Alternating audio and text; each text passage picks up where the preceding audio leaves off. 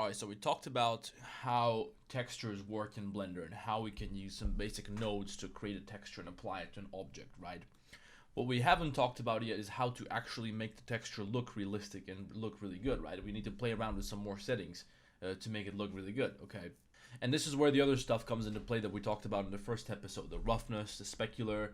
We talked a little bit about the normal maps as well.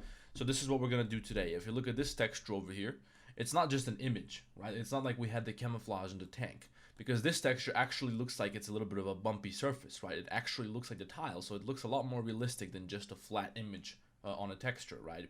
I'll show you this compared to what we learned, and what this is compared to what happens when you don't have the normal maps and the roughness maps. This is just an image texture on an object, right? It looks too smooth, it looks too polished, it doesn't look realistic at all, right? So what we're going to do today is we're going to play with the roughness, we're going to play with some nodes, and we're going to learn how to go from this and how to turn it into a texture which actually looks pretty realistic like this one, okay? Now there's a couple of things you need to understand first before we can talk about how to create these types of textures, okay?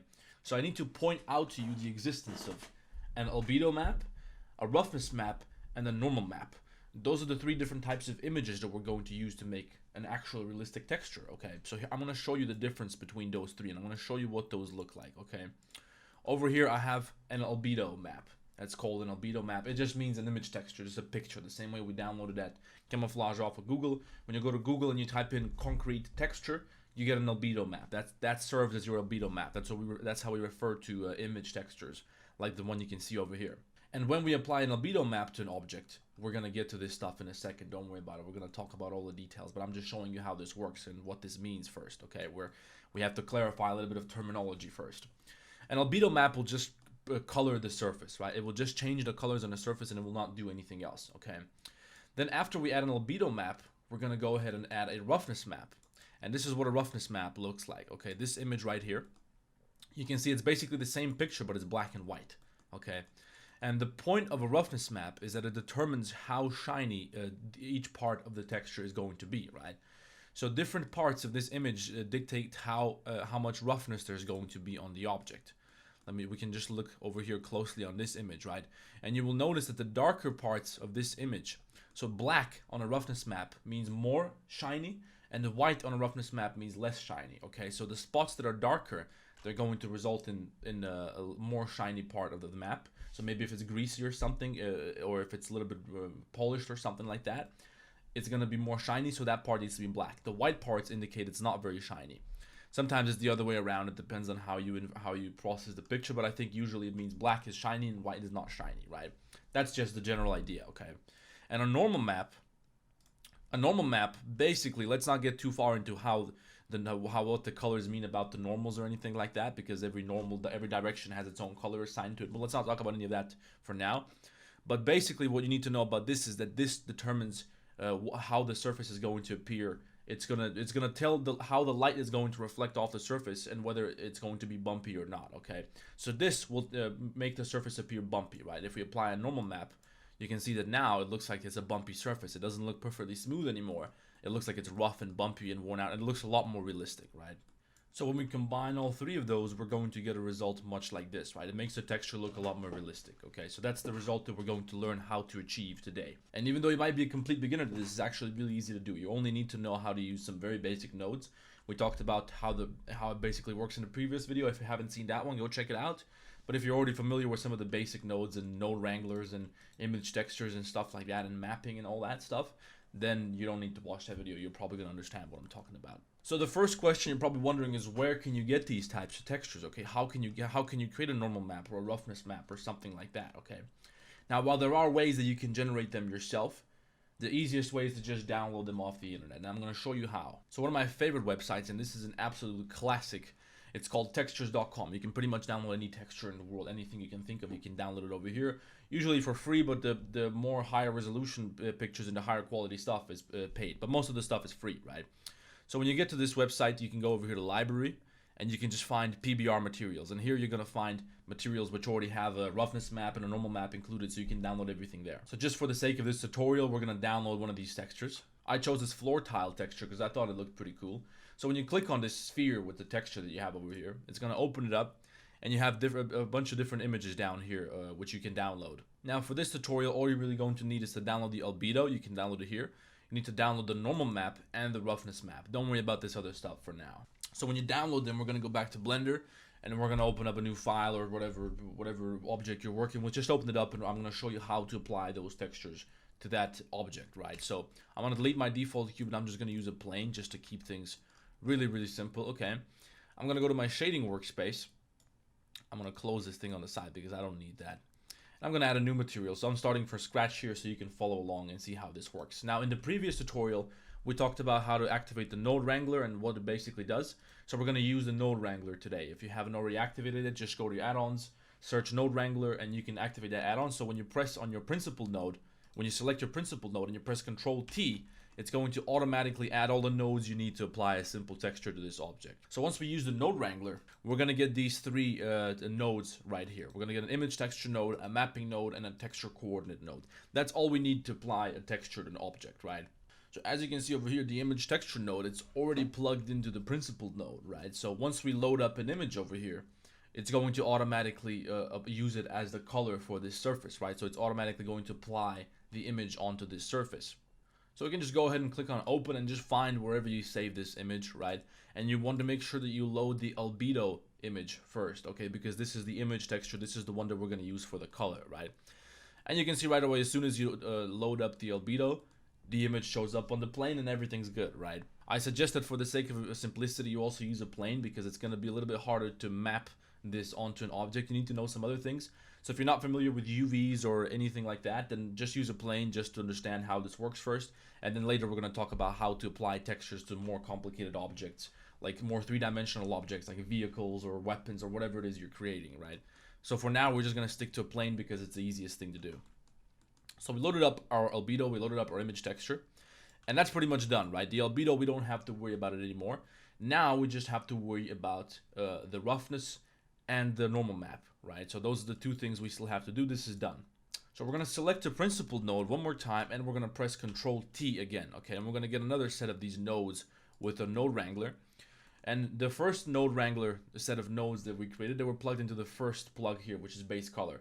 That when we add the second one, it's going to be plugged into the second slot. We don't want that. We want this to be plugged into the roughness, right? Because we want this next image to control the roughness, the shine of the object. Now, since we don't have any image loaded yet, Blender just sees black, right? It sees just complete darkness because there's no image loaded, right? So since this is plugged into the roughness, we talked earlier about the black part being shiny and the white part being less shiny, right? So since we have just a black image plugged into the roughness, the surface is now completely shiny, right? So now we're going to replace that plain black image with an actual black and white image, and that's going to tell Blender how to properly shine this object, right? So the next thing we're going to do is, once again, we're going to open up an image, and this time we're going to find our roughness map. And once we load it in, you can see that it suddenly looks a little bit better, because not all of it is completely shiny. Some parts are a little bit more shiny, some parts are a little bit less shiny. Either way, you can see that this map here is kind of having an effect on the image. Now, you might notice that this is not quite the result that we would expect from this image yet. And the reason for that is that Blender is currently processing this image as a color image, right? So it's expecting us to have colors. It thinks that we want to register blue, red, yellow, green, all this different stuff. And the reason for that is because the color space over here is set to RGB, which stands for red, green, and blue, right? And we want to change that to non-color, because this image doesn't have any color. It just has brightness or darkness, right? That's all we want Blender to read from this image. So we want to go to non-color, and now Blender knows exactly how we want this object to be shaded, right? So now you can see it becomes a little bit more rough generally, but you will see that this is the result that we want. We can maybe compare later. If I remember, we can compare what it looks like once the image is ready, what it looks like when we process it as non-color versus as RGB. And you will see that non-color looks a little bit better, okay? So now the roughness map is out of the way too. And there are other ways that you can control the roughness map once you already plug it in. You can use some other nodes to control which parts are going to be more shiny, less shiny, what the difference is going to be. We're going to talk about that in some further videos if you guys want to see that. Let me know in the comments if you want to learn more about this type of stuff. But for now, our roughness map is quite good and it's ready to go, okay? So now we're going to select the principal node again, and we're going to load up another node wrangler with Control T, Okay, we're gonna move these to the side. By the way, I'm dragging these around with the G. Okay, you basically can treat this the same way that you treat objects in the 3D workspace. You use your box select to select multiple tools with B. You can move them around. You can rotate them with R. You can scale them away from each other and all that stuff, right? Now this one is once again plugged into the first available slot, which is subsurface. We want to change that to normal. Okay, we're gonna plug that down here into the normal input of the principal node. Okay. So we don't have an image yet, so once again Blender is just registering a plain black image. So right now it's having a terrible effect on the surface. It doesn't make any sense right now. It's a little bit weird and whatnot. So now we have to load up our normal map. Okay, so now I have to load up our normal map. Okay, so let's find our normal map TIF over here. It's a TIF file. I don't actually know what that means. I don't know what's the difference between a TIF or a PNG file. But we have the normal map loaded into this image now. And once again, we don't want this to be read as as RGB. We want Blender to read this as non-color. Now, once again, you probably notice you can see that there are some bumps, but it's not quite the result that we want again, right? It doesn't really make too much sense yet. And the reason for that is that we haven't yet told Blender to process this image as a normal map. Now, this time we can't really change this in the color space just yet. We need to add a different node, which is going to tell Blender, hey, this is a normal map. You have to register this image as a normal map. So we have to convert this into something which Blender can recognize and use to tell how bumpy the surface should appear, right? So we're going to add a new node with Shift A. We're going to click on search and we're going to type in normal map. Okay, so there's a node specifically designed just for this, okay? So when we add this node, you can just put it over here on this string or this little wire connecting these two, and it's automatically going to be plugged into these, in between these two nodes, right? Now you just want to make sure that the color from the normal map is plugged into the color in the normal map node, right? You don't want it to be plugged into strength. That's going to do something different. You want it to be plugged into color, okay? And we're going to unplug this one, right? Now this looks a little bit better, but it's still not quite the result that we want. And the reason is that we're still reading this as a color image. And we again want to switch this to non-color. So once we switch it to non-color, you're going to see this is the final effect that we want from this normal map node. Okay, so those are all the three textures that we need, which are going to allow us to create a pretty realistic texture. And these are the three most important things. Any texture that you're creating, whether it's wood, whether it's flooring, whether it's metal, rust, whatever it is you're making, you're gonna probably need these three textures to make your texture look a lot more realistic. Okay, so we can go ahead and look at our rendered view over here and see how this behaves under a light which we control and not just a default environment. You can see that when we move this light around, it looks pretty good, right? It looks like the surface is actually pretty bumpy and it looks very nice. It looks a lot better than without all the roughness maps and the normal maps and all that stuff, right? Maybe if we change the color of this light a little bit to make it appear a little bit more natural. We're gonna have a yellow light and maybe a slightly blue light on this side.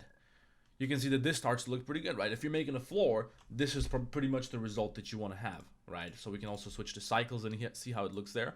And this is probably this is almost as good as your textures are going to get, right? So if you enjoyed this tutorial so far and you want to see more about how to use some different nodes, there's plenty of different things. There's a whole bunch of different things that we can use with nodes. Also, there are geometry nodes in Blender. It's a very powerful function. So let me know below if you want to learn a little bit more about how to do that. We're also going to talk about UVs and stuff like that and how to texture more complicated objects than just planes. So if you learned something, please drop a like. Let me know in the comments what you think, and I'll see you guys in the next one.